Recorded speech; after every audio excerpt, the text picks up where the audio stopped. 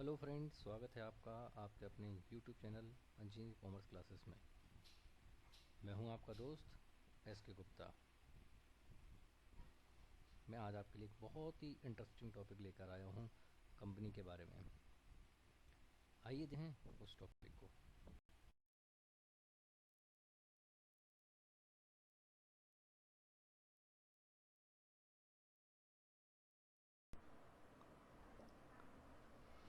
आज का ये वीडियो शुरू करने से पहले मैं आपके साथ दो पंक्तियां शेयर करना चाहूँगा। ध्यान से सुनिएगा। पहचान से मिला काम थोड़े समय के लिए रहता है। पहचान से मिला काम थोड़े समय के लिए रहता है, लेकिन काम से मिली पहचान हमेशा के लिए रहती है। ये पंक्तियाँ बहुत आसान है, लेकिन इसका सार बहुत ही गहरा है। मतलब ये है कि अगर आपके पास ज्ञान है, आपके पास अनुभव है, तो आपको जो पहचान मिलेगी वो हमेशा ज़िंदगी भर के लिए रहेगी। और अगर आप किसी से सहायता मांग के या किसी के थ्रू काम कर रहे हैं, तो उसके लिए आप उसकी पहचान आपके पास थोड़े समय के लिए रहेगी। तो ध्यान से पढ़िए, ध्यान से सुनिए। आइए शुरू करते हैं इस वीडियो को।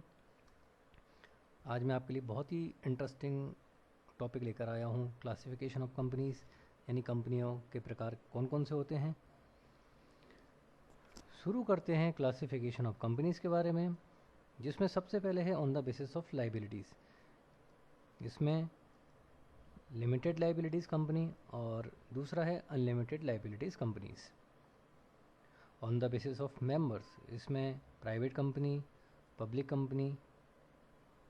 On the basis of control, उसमें हम समझेंगे होल्डिंग कंपनी और सब्सिडरी कंपनी के बारे में। On the basis of registration, उसके बाद हम समझेंगे इसमें इंडियन कंपनी और फॉरेन कंपनी। तो आइए देखते हैं क्लासिफिकेशन ऑफ कंपनीज़ के बारे में।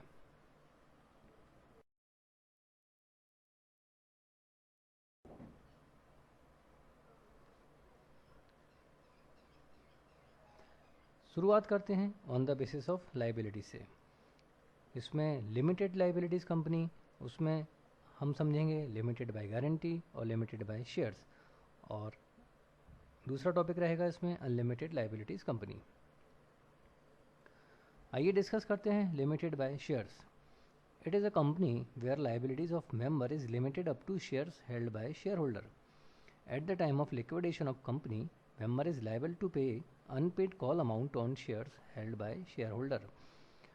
लिमिटेड बाय शेयर्स में बेसिकली ये होता है कि जो मेंबर्स होते हैं उनकी लाइबिलिटी उनके द्वारा खरीदे गए शेयर्स तक ही होती है।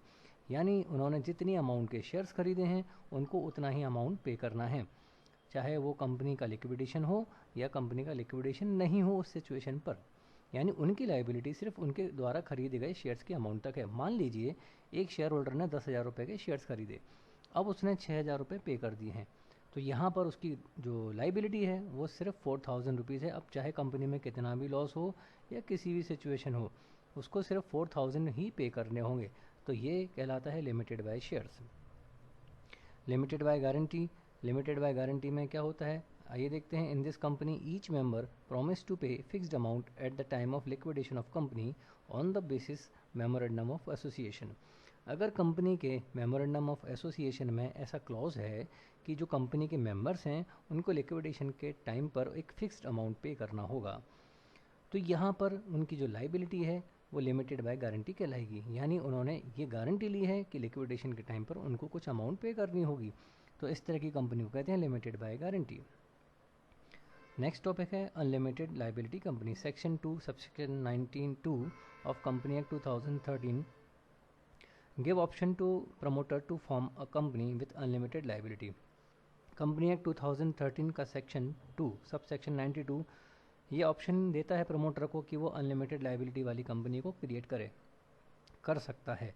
In this company member will be liable to pay amount from private estate at the time of liquidation of company.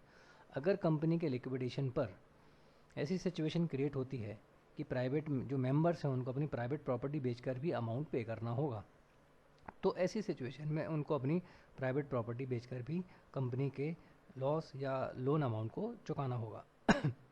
तो इस तरह की कंपनी को अनलिमिटेड लाइबिलिटीज़ कंपनी कहते हैं। इस तरह की कंपनियां आमतौर पर रजिस्टर्ड नहीं होती हैं।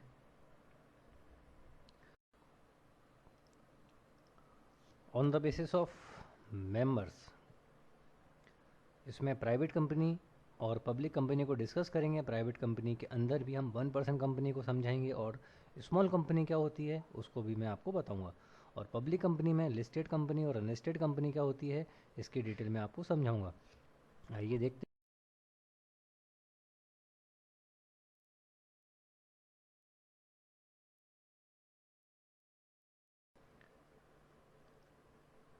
आइए डिस्कस करते हैं प्राइवेट कंपनी और पब्लिक कंपनी के बारे में। प्राइवेट कंपनी का जो सेक्शन है वो है 2 सबसेक्शन 68, पब्लिक कंपनियों का सेक्शन 2 सबसेक्शन 71। प्राइवेट कंपनियों के लिए मिनिमम कैपिटल की रिक्वायरमेंट सिर्फ 1 लाख रुपए होती है। मिनिमम कैपिटल पब्लिक कंपनियों के लिए 5 लाख रुपए होती है। प्राइवेट कंपनियों में कम से कम 2 और ज़्यादा से ज़्यादा 200 मेंबर रह सकते हैं।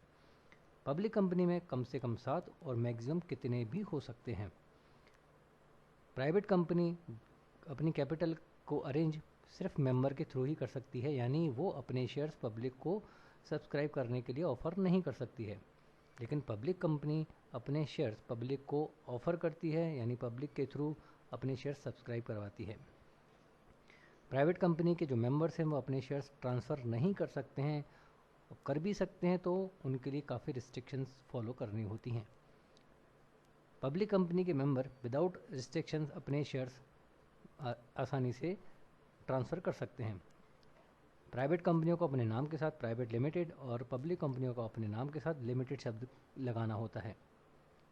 प्राइवेट कंपनियां अपना बिजनेस इनकॉर्पोरेशन सर्टिफिकेट मिलने के बाद तुरंत स्टार्ट कर सकती हैं, लेकिन पब्लिक कंपनियां अपना बिजनेस इनकॉर्पोरेशन सर्टिफिकेट के बाद उनको बिजनेस कमेंसमेंट का सर्टिफिकेट भी लेना होता है, तभी वो अपना बिजनेस स्टार्ट कर सकती हैं। तो मैंने आपको एक डिफरेंशिएट टेबल के थ्रू प्राइवेट कंपनी और पब्लिक कंपनी को समझाने की कोशिश की है। आइए देखते हैं। 1% company according to section 2 subsection 62 all the provision like private company applicable on OPC। Section 2 subsection 62 के अकॉर्डिंग जो भी प्रोविजंस प्राइवेट कंपनियों को इनकॉर्पोरेशन करने से रिलेटेड होते हैं वही सारे प्रोविजंस 1% कंपनी के लिए भी एप्लीकेबल होते हैं। It's minimum paid up capital is 1 lakh. इसकी minimum paid up capital 1 lakh रुपए होनी चाहिए। इसका पूरा कंट्रोल और मैनेजमेंट एक सिंगल पर्सन के द्वारा मैनेज किया जाता है। Small company as per section 2 subsection 85 paid up capital should not be more than 50 lakh and turn should not be more than 2 crore. ऐसी कोई कंपनी जिसका पेड अप कैपिटल 50 लाख से कम हो और उसका टर्नओवर 2 करोड़ रुपए से कम हो, इस तरह की कंपनियों को स्मॉल कंपनी कहते हैं। केवल प्राइवेट कंपनियों को ही स्मॉल कंपनी की कैटेगरी में शामिल किया जाता है।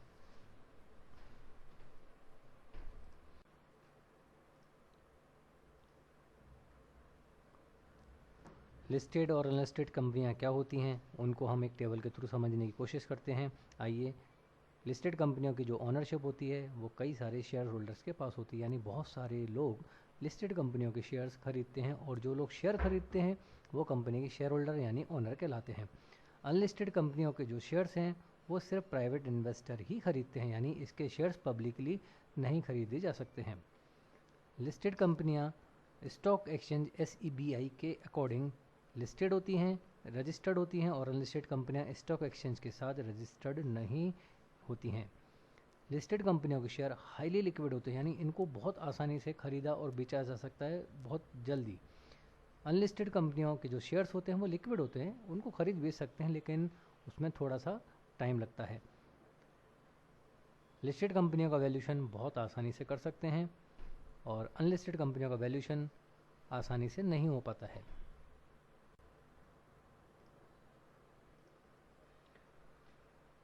On the basis of control, इसमें 2 कंपनियां हैं, होल्डिंग कंपनी और सब्सिडरी कंपनी। होल्डिंग कंपनियां क्या होती हैं और सब्सिडरी कंपनी क्या होती है। मान लीजिए बी कंपनी ने अपने शेयर्स का 51% पार्ट सोल्ड आउट कर दिया है ए कंपनी को। अब यहाँ पर बी कंपनी ने अपना 51% पार्ट ए को जब सोल्ड कर दिया है तो ऐसी सिचुएशन में जो बी कंपनी है वो सब्सिडरी कंपनी बन जाएगी होल्डिंग कंपनी की।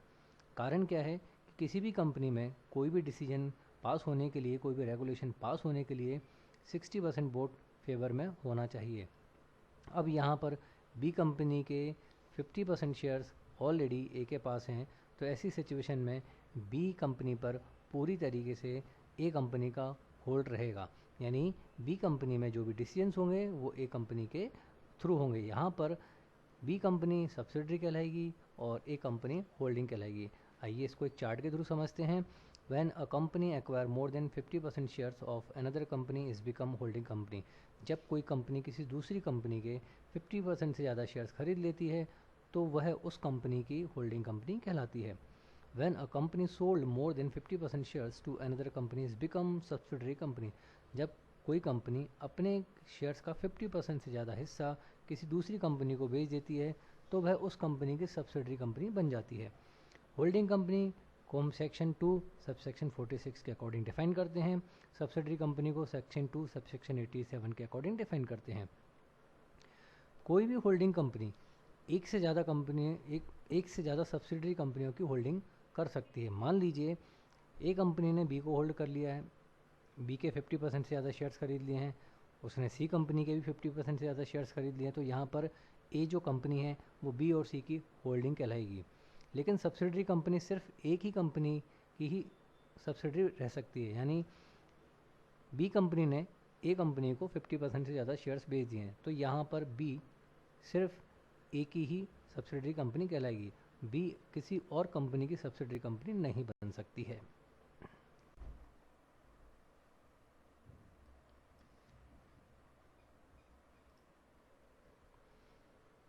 On the basis of registration, इसमें दो तरह की कंपनियां होती हैं, एक इंडियन कंपनी और एक foreign company. Company incorporated under company act 2013 is called Indian company. Whole control and management is in India. ऐसी कोई भी कंपनी जिसको डोमेस्टिक कंपनी भी कहते हैं, ऐसी कोई भी कंपनी जिसका रजिस्ट्रेशन इंडियन कंपनी एक्ट 2013 में हुआ हो और उसका कंट्रोल और मैनेजमेंट इंडिया से ही होता हो, भले ही उसकी वर्किंग या ऑफिस कहीं पर भी हो, किसी भी कंट्री में, तो इस तरह की कंपनियों को डोमेस्टिक या इंडियन कंपनी कहते हैं।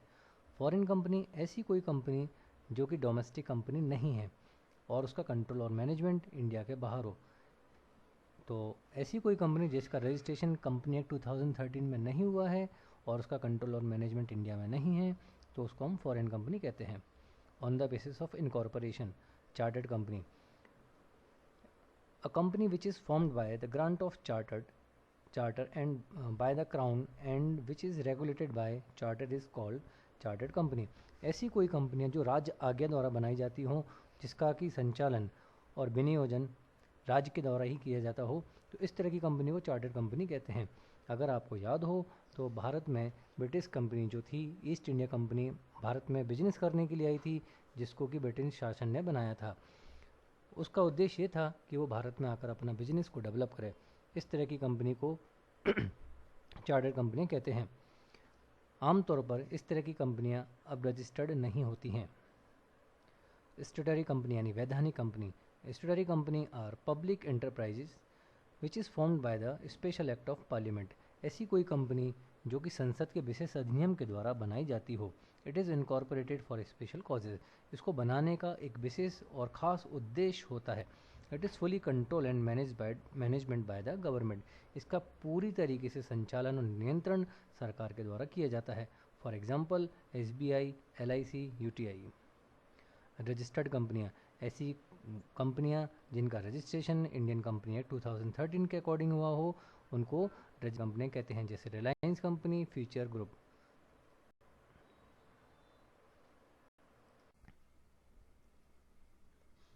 Thank you for watching this video.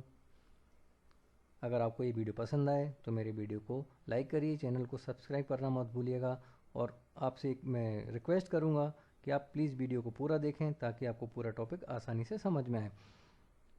आप अपना ध्यान रखिए। Okay, bye, take care.